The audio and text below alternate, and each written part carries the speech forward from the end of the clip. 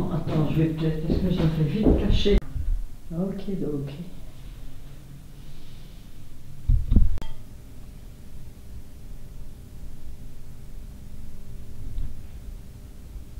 Ah oui, je vais peut-être.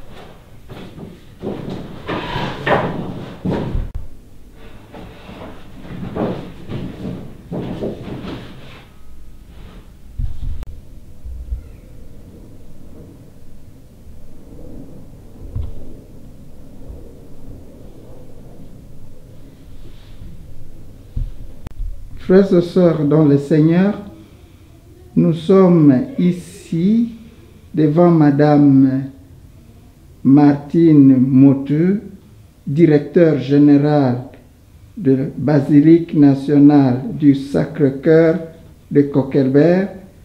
Elle va vraiment vous-même vous présenter et dire sa présentation correctement. Et puis après, nous allons continuer parce que nous aurons quelques questions à poser à Madame directeur général Martine. Alors, nous sommes là, nous voulons vous poser cette question de savoir si vous-même vous pouvez vous présenter par rapport à la situation que nous avons aujourd'hui. Vous avez la parole, Madame directeur général. Merci. Tout d'abord, bonjour à tous. Merci pour cette interview qui fait un peu connaître la Basilique nationale et qui met la Basilique nationale sur la carte. Je suis ici à la Basilique depuis 2019. Donc j'ai commencé comme vice-recteur et l'année d'après, l'archevêché, la conférence épiscopale me nommait directeur général de la Basilique avec à côté de moi le recteur curé, le chanoine Tony Frison.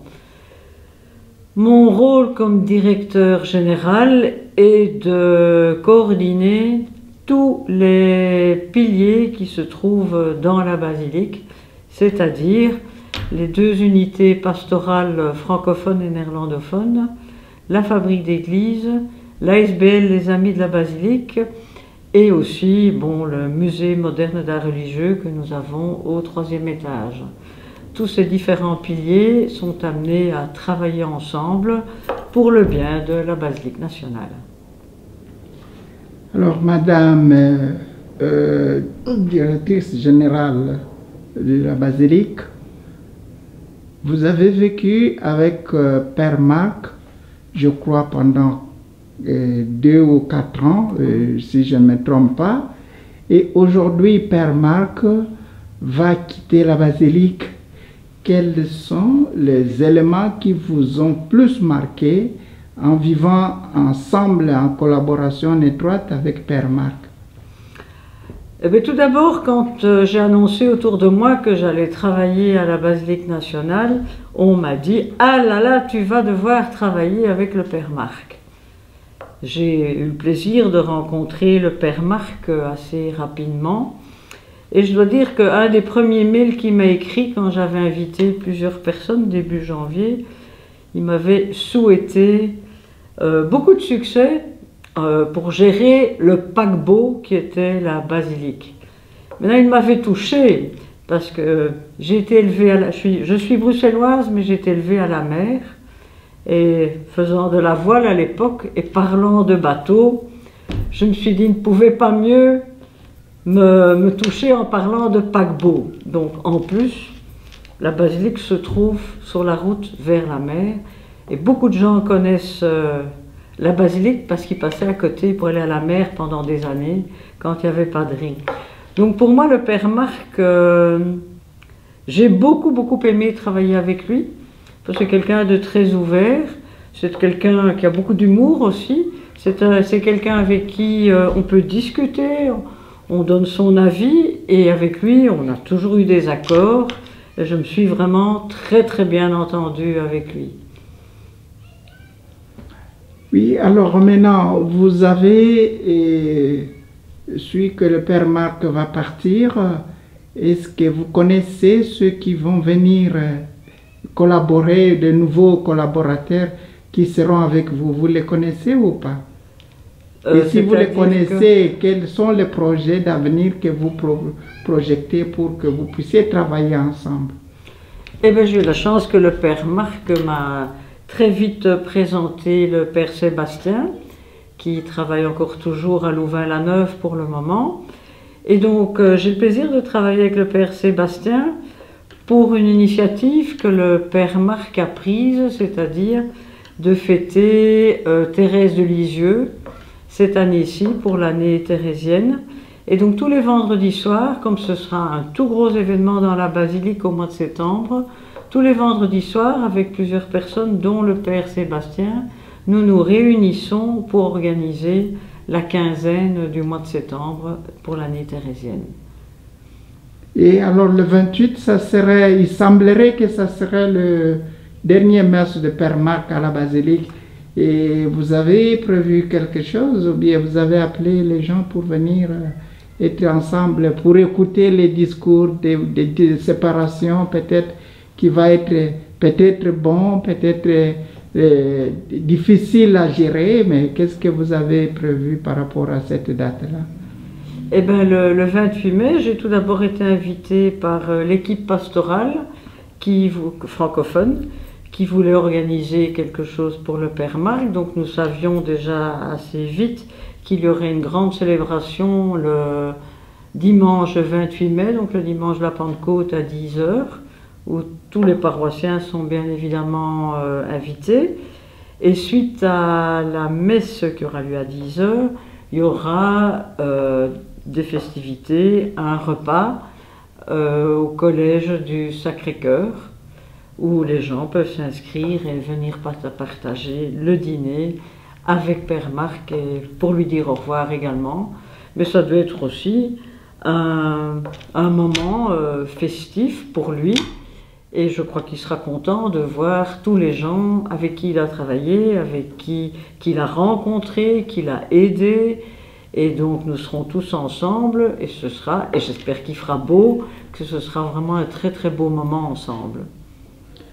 Oui, alors, est-ce que vous pouvez aussi nous expliquer, beaucoup de gens ne connaissent pas comment ça fonctionne ici à la basilique, parce qu'on entend, il y a la partie nationale, il y a la partie paroissiale, et comment ça évolue et quels sont les rôles de chaque partie, comment ils jouent, comment ils collaborent. Et donc, et il y a aussi une partie qu'on parle, la partie culturelle ou touristique et tout ça. Donc, c'est un peu ambigu que vous pouvez expliquer en tant que directrice générale de la basilique, si vous pouvez expliquer aux gens comment ça se passe et comment ça évolue.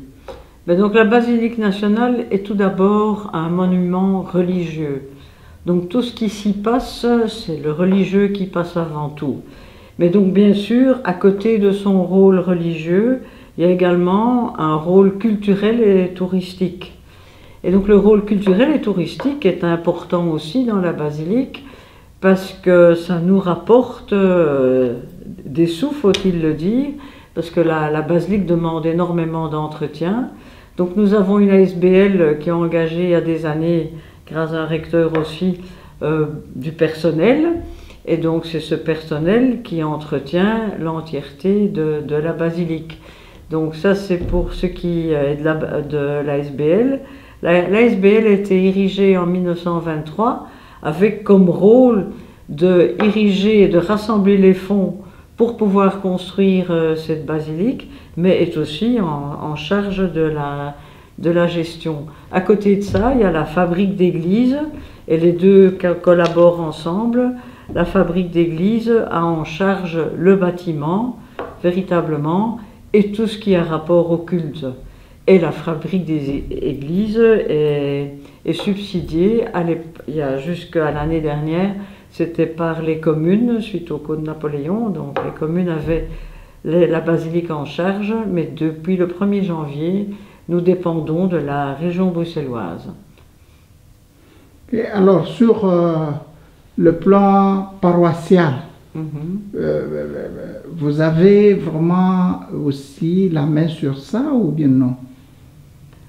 Non, je suis au courant de tout ce qui s'y passe et je suis invitée à certaines réunions, mais tout ce qui est paroissial est bien sûr en main des prêtres responsables, du chanoine Tony Frison et des équipes pastorales, bien sûr. Alors, quel est le dernier message que vous pouvez adresser à tous les chrétiens, à tous les gens que vous encadrez ici à la basilique, qui vous suivent ici? Quel conseil que vous pouvez donner d'une façon générale par rapport à la vie spirituelle, culturelle, physique, morale, en tant que responsable direct de la basilique? Eh bien, moi je pense que le plus important, qu'on soit une entreprise ou une église, nous sommes nombreux à fréquenter la basilique nationale. Nous sommes pas mal d'équipes à travailler ici dans la basilique, aussi avec des gens de l'extérieur. Il faut tout d'abord une excellente communication entre tout le monde pour qu'il n'y ait pas de malentendus. Mais il faut aussi, mon plus grand souhait, c'est de former une bonne équipe et que tout le monde ait le nez dans la même direction pour travailler ensemble pour le bien de la basilique. Pour moi, c'est le message le plus important et c'est aussi notre message comme chrétiens, c'est de bien s'entendre. Bien sûr, partout, il y a toujours des problèmes.